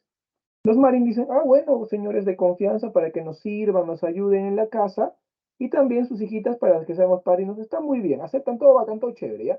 Pero acá viene el cura Pascual Vargas, que es un demonio, ¿ya? Ese es un Maquiavelo con sotana. Y él dice, vamos a acabar con esos marines. Se meten en el asunto ajeno, ni siquiera son de acá. Y Pancorbo, Sebastián Pancorbo siempre, pues francamente yo creo que esos dos señores Marín francamente se meten en lo que francamente no les compete, porque francamente son forasteros. Así que ya me expresé y francamente tengo razón. Francamente tengo razón, ¿verdad? Sí, se hablaba con pura muletilla, qué horrible forma de hablar, ¿no? Este Sebastián Pancorbo era un hombre sin cultura, sin educación. Tuvo suerte que un amigo poderoso lo nombró gobernador en el pueblito de Quillac. Él llegó misio, pero como tenía el poder de gobernador, vio que había una chica hija de un indio rico, un indio que tenía llamas, mulas, tierras, y dijo, ya con esa chica me caso, para tener dinero, o sea, por mi esposa y por mi cargo de gobernador, será alguien con poder político. La chica ya tenía un hijito. Era un secreto a voces que ese niño llamado Manuel era hijo del cura que estaba el obispo Miranda y Claro. Entonces todos sabían que era hijo de él, pero era un secreto a voces, ya. Y el hijo normal, me caso con ella, igual tengo dinero por su papá y yo tengo el poder, así que se había asegurado este Sebastián Pancorbo, que francamente es bien astuto, ¿no es cierto? Pero eso sí, a Manuel lo trataba muy bien, a su hijastro lo trataba muy bien, un padrastro ahí bien chévere, ya, listo. Ahora, Pascual Vargas dice, tengo un plan, dice, voy a decir en la noche que unos ladrones han robado, ha hecho un robo sacrílego a la iglesia. Y en la sierra la gente odia a dos tipos de delincuentes, a los que hacen robos sacrílegos, los que se roban las joyas, los bienes de la iglesia, y también odian a los abigeos, a los que se roban el ganado. A esos los masacran, los matan, a los ahorcan, los linchan, le hacen el Ushanan Yampi, o sea que ya no saben qué hacer con eso, a los que roban cosas sagradas y a los que roban ganado, esos son sus enemigos. Así que el cura dice en la noche, han robado, se han llevado las joyas, se han ido por allá. Otro ganapán dice, se han ido por allá y otros se han metido a esa casa. Y eso está todo coludido. Pero la casa final donde se supone se han escondido los ladrones es la casa de los Marín. Todo el pueblo armado va y deja como coladera la casa de los Marín. Se meten bala, pero y los Marín se salvan de milagro de morir, pero Juan Yupanqui y Marcela, que habían ido a salvar, a ayudar a sus patrones, mueren acribillados. Marcela sobrevive un instante más y llega a decirle un secreto que le hace jurar a Lucía que nunca va a revelar. Luego ambos, Juan y Marcela, mueren. Fernando y Lucía se harán cargo ahora de las huérfanas Margarita y Rosalía. Para esto, Manuel, el hijastro del gobernador, vuelve, ¿no es cierto?, al pueblo, ¿ok?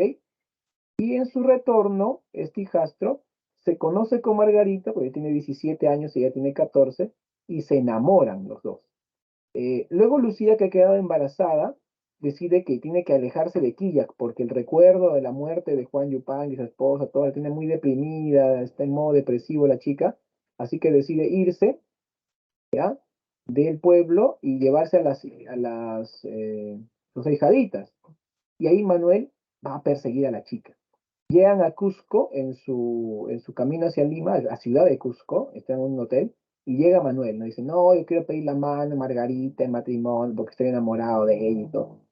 Y ahí es donde Lucía dice, no, yo no puedo más, yo no puedo más. Díselos tú, Fernando, díselos tú. Y Fernando, pero ¿por qué yo, mujer? Son tus hijas, no, ya, tus hijas. No, Fernando. Y al final Fernando tiene que decir, hijos, por favor, ustedes no pueden casarse porque son hijos del mismo cura. Porque Manuel mismo sabía, todo el mundo sabía que él era hijo de Pedro Miranda y Claro, pero nadie sabía, era secreto que nuestra amiguita Margarita también era hija de Pedro Miranda y Claro, ese fue el secreto que Marcela antes de morir le dijo al oído a Lucía. Así que eran hermanos los chicos. Allí Manuel le dice a Margarita, hermana. Y Margarita le dice a Manuel, hermano. Y se abrazan. Y dice el narrador, pobres aves sin nido. ¿Está bien? Uy, ¿por qué están llorando? ¿Ya qué pasó? Arel y Mireia están tristes. Oh, ¿qué pasó, jóvenes? Se han puesto feeling. Esa novela es muy triste, ¿verdad? ¿Qué final? ¿Qué final? Listo. ¿Qué temas tratamos en esta novela? Entonces, tenemos el abuso de las autoridades contra los indígenas. Queda bien claro eso, ¿no es cierto? La crítica al clero. Florinda Mato había dicho que los curas deberían casarse para evitar estos problemas. La violencia social, la injusticia y la solidaridad de los criollos instruidos hacia el indígena. Comentario. Muestra por primera vez al indio en su orfandad, como un ser vivo y humillado. La obra es una narración y una denuncia. Presenta una visión paternalista. La redención del indio requiere de la protección de criollos instruidos. Acá tenemos la visión paternalista típica del preindigenismo. El discurso protector y cristiano es representado por Lucía Marín. Ella hace un llamado a la redención moral al cura Pascual. Bien, jóvenes, vamos ahora con Manuel Baltasar de los Reyes, González de Prada y Ulloa. Para los amigos, González Prada. Él perteneció a una familia aristócrata de Lima, inclusive cuando su padre fue desterrado por motivos políticos a Chile, González Prada estudió en el famoso Colegio Inglés de Valparaíso, un centro de estudios superiores que era de alto nivel. Ahí estudió Alfonso Ugarte, ahí estudió Augusto Leguía, ahí estudió Guillermo Billinghurst, ahí estudió también González Prada en el Inglés de Valparaíso, en Chile, sí. Ahí se formó, aunque después le tenía bronca a los chilenos, él pasó parte de su niñez en su colegio, en el colegio famoso de Valparaíso. González Prada, antes de la guerra con Chile, era poeta, cuentista, periodista, muy crítico de la iglesia, del gobierno, y era poeta también. Pero luego de la guerra con Chile se convirtió en un ensayista fulminante, que no dejaba títere con cabeza. Escribió varios ensayos, varios discursos que fueron leídos en diferentes momentos, sobre todo el famoso discurso en el Politeama de 1888.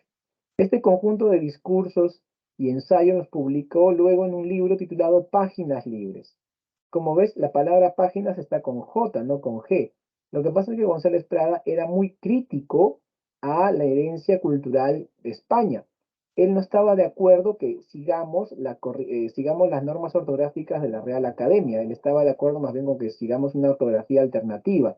Para esto, Andrés Bello, un sabio venezolano que trabajó en Chile, había propuesto un alfabeto o en un abecedario, una ortografía para lo que es América, distinta a la ortografía de la Real Academia. Y González Prada, con tal de no seguir la norma de los españoles, utilizaba esta alternativa propuesta por Andrés Bello. ¿Está bien? Él inició una obra polémica de crítica social luego de la guerra con Chile. Propuso una renovación ideológica y cultural. Brindó o buscó nuevos caminos en literatura. Él dijo, ya España ya no puede ser el modelo. Él ve modelos de poesía, de formas estróficas en Francia y Alemania. Adoptó una visión paternalista frente al indio, hay que proteger, hay que educar al indio, y se le considera precursor del indigenismo en su obra en prosa, porque es paternalista, y en su verso es un precursor del modernismo, porque utilizó nuevas formas estróficas como el triolet y el rondel de la poesía francesa. Es un precursor de lo que luego hizo Rubén Darío en su renovación de la poesía. Hablemos de su discurso más famoso, el famosísimo discurso en el Politeama. Pero antes de hablar exactamente del discurso, brevemente vamos a hacer una revisión, algunos aspectos biográficos del autor, ¿ok? Para entrar en calor sobre este personaje tan importante. Vamos a ello.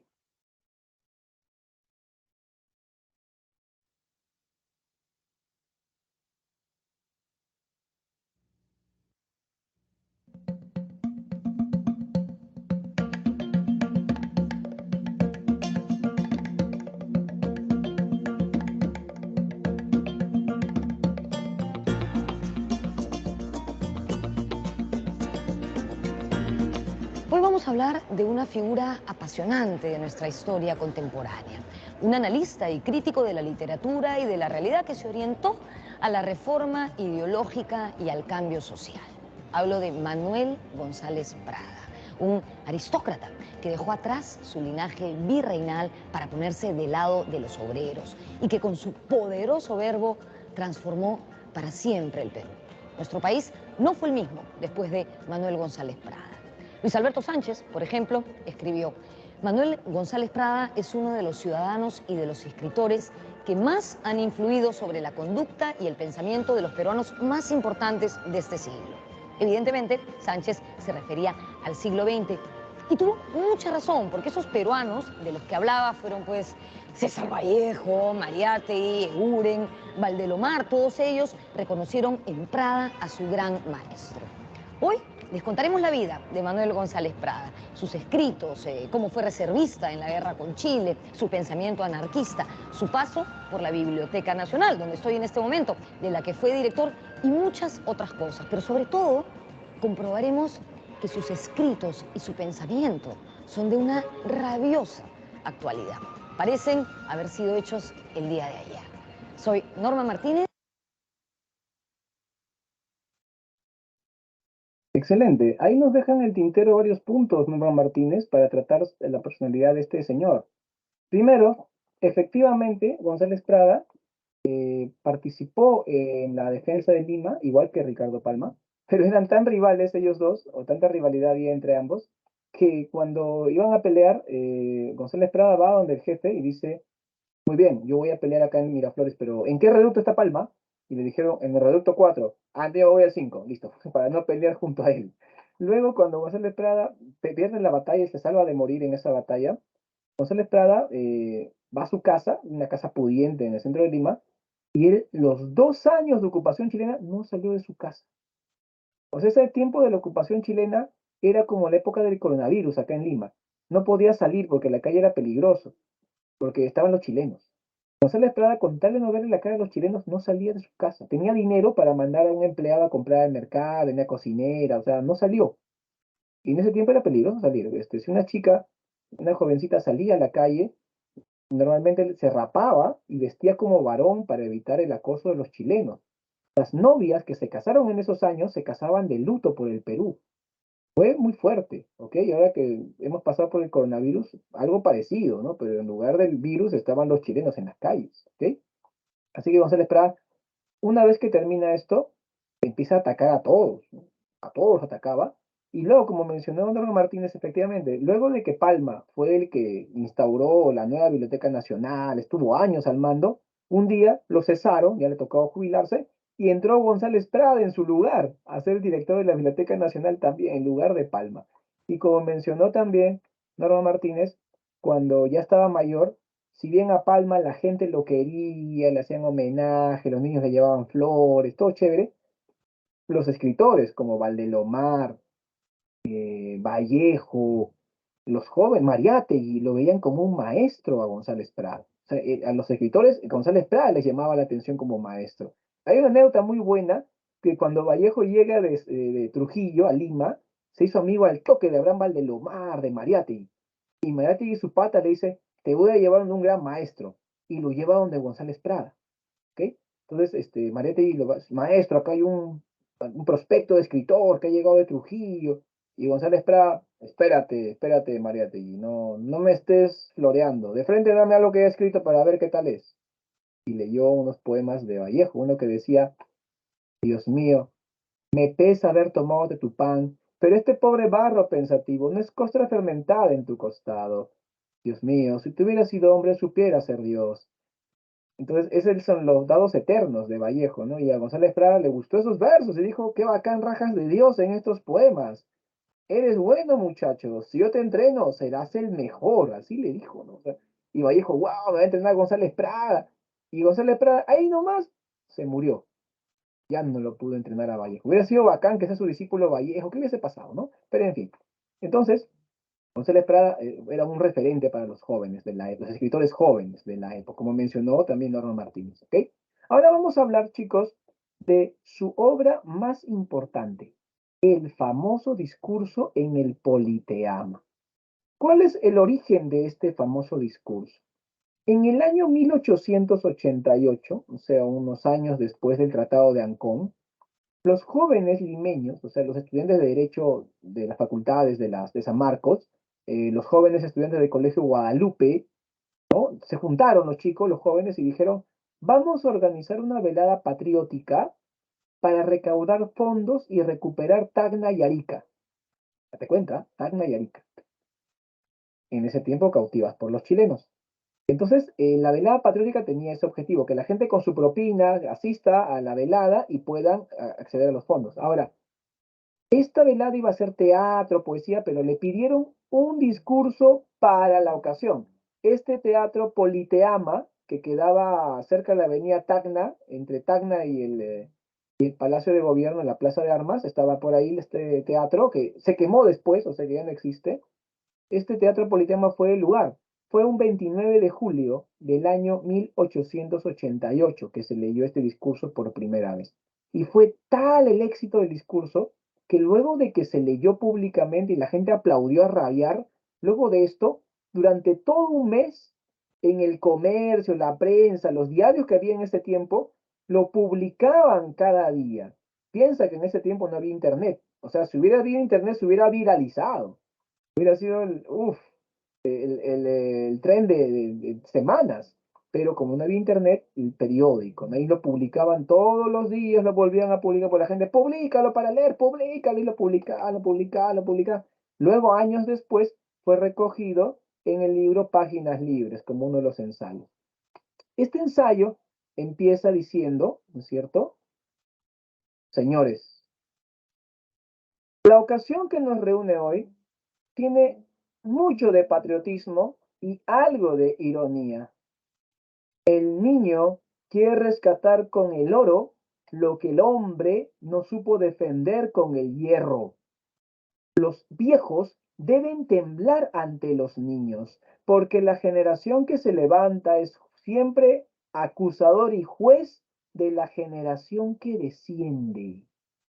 Y unas líneas más abajo dice algo fuerte, ¿eh? Dice, vuestros ancestros bebieron el vino generoso de la independencia y les dejaron las heces. Así te dice, a ti joven.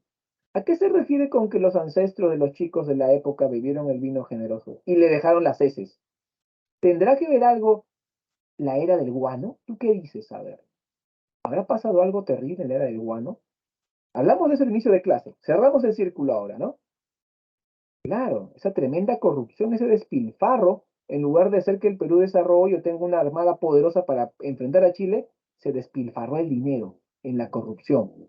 Y eso hizo que durante la Guerra del Pacífico no hubiese suficientes recursos para poder defender la patria. Eso fue terrible. En otra parte del discurso en el Politeama lo dice bien claro. Ya pasó el tiempo de estos árboles con frutos de sabor amargo, flores de aroma deleterio. Que vengan árboles nuevos a dar flores y frutas nuevas, los viejos a la tumba, los jóvenes a la obra. ¿Y cómo aplaudía la gente? ¿Está bien? En este discurso en el Politeama tenemos entonces la renovación política y social del país. Otros temas, el rechazo total a la herencia colonial. También se habla mucho del indígena. Se dice que el indio ha sido un buen soldado por su disciplina, por su resistencia física, pero era un mal patriota y por lo tanto peleaba por caudillo, no por la patria. Por lo tanto, no era el soldado idóneo para pelear. Ya te dije, lo comparamos con el roto chileno que componía el mayor porcentaje del ejército chileno y es bien diferente la situación con ellos. Ellos tenían primaria completa, sabían que era Chile, venían a pelear por su país aquí a Perú. Peruanos no podían defender bien su país porque los indios, que eran la mayoría del ejército, no tenían esa educación. ¿Ok? Tenemos entonces la importancia de la educación. Y González Prada era literato, escribía poesía, todo, pero él era también un hombre de ciencia, le gustaba la matemática, la física, la química, también era empresario, venía de una familia adinerada. Él había pensado un proyecto de producir almidón industrialmente a partir de la fécula de la yuca cultivada en Cañete. Él tenía su chacra grande y su casa de campo en Mala. Y tuvo su proyecto, llegó a exportar sacos de almidón a Europa, pero la guerra con Chile anuló todo. Así que él se quedó prácticamente con esa idea de la Pero él pensaba, ¿no? En tecnología, en ciencia, él era hincha de los ingenieros. O sea, si él estuviera ahora, estaría feliz con los chicos que estudian ingeniería. Pero, dice, el poeta en sus versos de acero retemplado, el historiador que marcará con un sello de indeleble ignominia a la frente de los culpables. O sea, habla del historiador literato también. No nos deja de lado a los escritores, a los que somos de letras, pero admira mucho a los ingenieros también. ¿Ok? La educación es muy importante. Y finalmente, el anticlericalismo. Es decir, que este señor estaba en contra de lo eclesiástico, porque él en su ensayo, el discurso en el Politeama, dice que 1000 años de teología y metafísica han producido menos aportes a la humanidad que 100 años de la ciencia y el positivismo aplicados. ¿Te das cuenta? Esto demuestra que él está a favor de la ciencia y la tecnología y está en contra de los eclesiásticos, los curas y todo lo que es la iglesia. A él le decían el anticristo. Sí, las viejitas decían, hija, ¿no sabes el último que ha publicado González Prada? Jesús. Que eso se insantiguaban las viejitas porque era el anticristo, ¿eh? O sea, que lo veían como el demonio, ¿no? A ver, comentario final, jóvenes. Los jóvenes deben rectificar errores del pasado. Crítica al espíritu de servidumbre fomentado por élites gobernantes y la iglesia, es decir, a los indígenas del espíritu de servidumbre. Cuestiona la corrupción de las élites y su lenguaje emplea siempre oro, hierro, amor, odio, joven, viejo, siempre dicotomías. Su lenguaje es muy dicotómico y utiliza, como puedes ver en el fragmento, un castellano alternativo. En vez de la Y usa la I latina, en vez de la G usa la J porque es la ortografía propuesta alternativa de Andrés Bello. ¿Ok? Bien, jóvenes. Ya son las 4, ya nos ganó la hora. Vamos con las claves. Ahí está. Como siempre, estudiantes, un placer poder enseñarles. Hemos hecho una clase intensa, hemos visto la obra literaria de los autores, espero que les sirva mucho y aprovechen el video que les compartí para profundizar la historia del Perú. Muchas gracias por su atención y participación. ¿Ok? Ahí vamos con las claves. Yo procedo a retirar. Hasta luego. Nos vemos la próxima semana, misma hora, mismo canal.